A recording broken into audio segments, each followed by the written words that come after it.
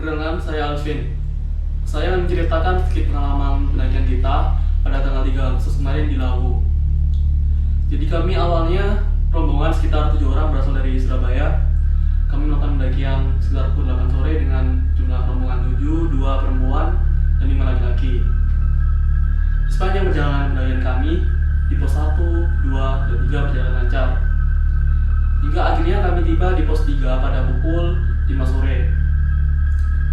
Pada pukul 5 sore kami melanjutkan perjalanan untuk ke pos 4 atau dengan nama lain Pengge, karena pos 4 disebut dengan Pengge atau Pengge. Setelah perjalanan kami terpisah menjadi 2 rombongan. Di rombongan depan ada 2 teman kami, yang di belakang ada 5 orang. Nah, saya berada di belakang waktu itu bersama teman saya yang bernama Safa. Di atas pos 3 wajahnya pucat sekali. Dia terasa sesak, badannya terasa berat. Tidak seperti biasanya dia seperti itu, karena di pendakian sebelumnya saya bersama dia selalu kuat dan tegar.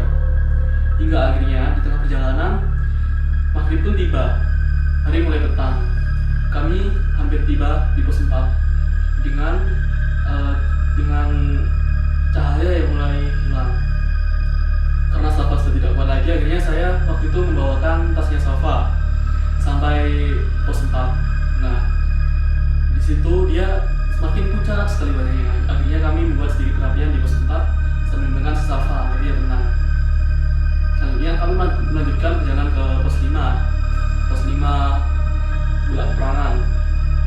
Nah, di pos 5 ini sedikit cerita mistis mulai terjadi.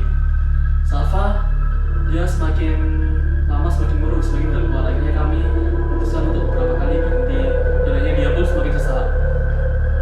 Dan uniknya di sepanjang perjalanan hawa itu terasa semakin dingin. Namun ketika kami mulai dengan berjalan dan hawa terasa kembali hangat. Akhirnya kami tiba di pos 5 Bulak Peperangan sekitar pukul 11 malam. Pendaki normal itu biasanya membutuhkan waktu sekitar 10 jam perjalanan. Ini kita kemarin 12 jam perjalanan.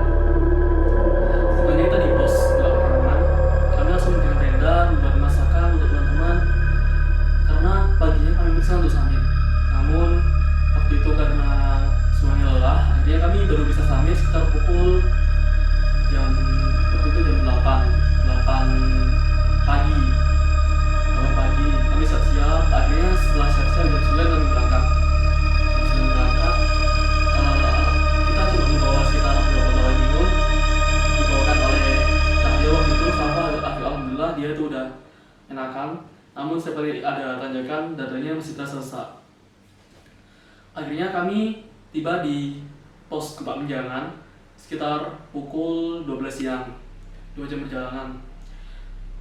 Medannya alhamdulillah waktu itu banyak bonusnya dan terkesan landai. Setelah kita sampai di pos Bulak Peperangan, kita berhenti sebentar. Lanjut kita ke Pasar Dieng. Sepanjang perjalanan ada gagak yang selalu menemani kita, gagak hitam. Kalau menurut orang sana mitosnya, setiap kali ada gagak itu wajib hukumnya kita untuk berhenti.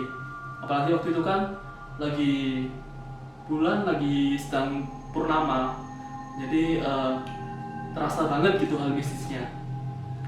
Setelah kita di Bulak Peperangan dan Pasar Dieng, kami lanjut di Mbok Iem. Nggak lama, akhirnya kita di puncak kita tiba pukul sekitar 2 siang.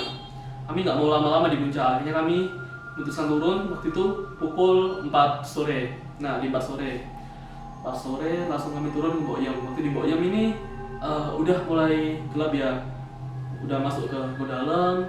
Nah, waktu di Hargo Dalem ini kami tiba di Pasar Dieng. Pasar Dieng udah mulai gelap lah.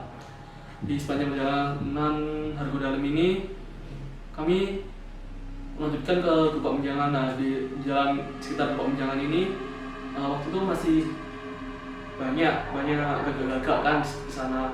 Nah, si Safa ini waktu di jalan antara Pasar Dieng sama Gebak Menjangan, dia ini kayak melihat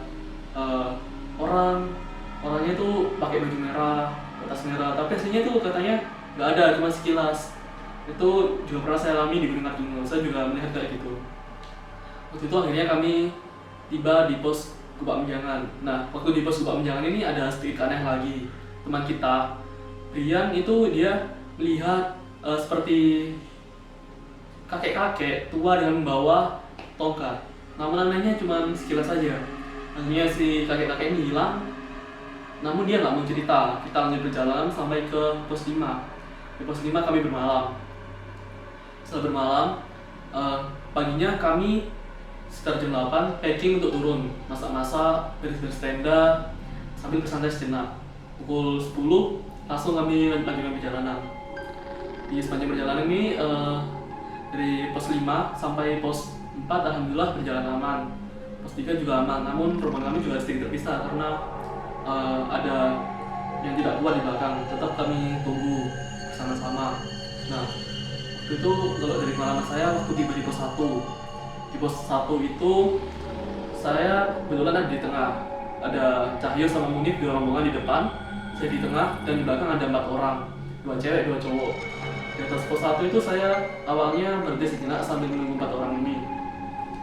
Waktu itu saya duduk-duduk di samping pohon.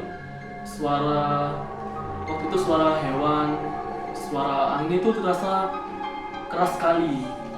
Tiba-tiba suara angin sama burungnya itu berhenti sejenak, berhenti. Di saat berhenti, tiba-tiba ada bau dupa tercium harum sekali. Nah, tiba-tiba ada kayak suara loncengnya sapi, kring kring kring. Nah, seperti itu. Nah, gak lama kemudian, sekitar 1 menit, 2 menit, itu tiba-tiba suara loncengnya hilang. Suara burung, suara alamnya pun udah mulai kembali kedengar lagi kayak suara jangkrik gitu. Nah, nggak lama duduk aku noleh ke arah belakang. Ternyata di belakang itu ada kayak orang gitu. Kalau sekilas, oh ada orang. Nah, waktu itu aku kira itu mendaki. Ternyata waktu aku toleh lagi, ternyata bukan. Karena waktu itu sedikit merinding dan takut ya. Akhirnya aku langsung turun ke pos 1. Di pos 1 udah nggak ada Cahyo sama Munif. Mereka mungkin udah jalan ke depan. Akhirnya aku susul mereka sampai ke itu Petirtan. Nah, di pertitaan akhirnya kami ketemu, lanjut kami turun. Nah, waktu turun ini juga ada sedikit keanehan di Candi Ketek. Candi Ketek ini berada di antara Candi Ceto sama Petirtan. Dia itu memiliki suasana yang ibaratnya kayak mistis tapi menenangkan, seperti itu. Akhirnya waktu itu kami tiba di pos 1 sekitar pukul 3 sore. Akhirnya setelah kami turun di pos 1, kami berkemas lanjut turun untuk kembali ke Surabaya, begitu.